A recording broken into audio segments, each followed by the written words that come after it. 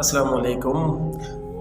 मौलाना room रहमतुल्लाह अलैह फरमाते हैं कि protect your self from your own thoughts, यानी कि अपने आप को अपने ही ख्यालों से महफूज रखो। आखिर मौलाना रूम रहमतुल्लाह अलैह ने ये क्यों कहा? दरअसल ख़याल एक ऐसी चीज़ है जो इंसान को मजबूर कर देती है मुख्तलिफ़ किस्म के वबाल में दाखिल हो जाने के लिए, मुख्तलिफ़ किस्म के चालों में दाखिल हो जाने के लिए।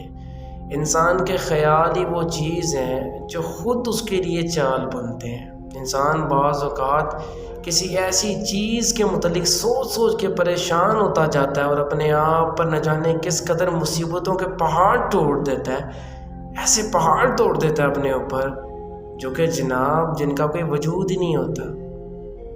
तो ख़याल एक ऐसी चीज़ें हैं, जब ये बेकाबू तो आप पहुंच जाते हैं जनाब सीधे अपने वबाल की दुनिया में।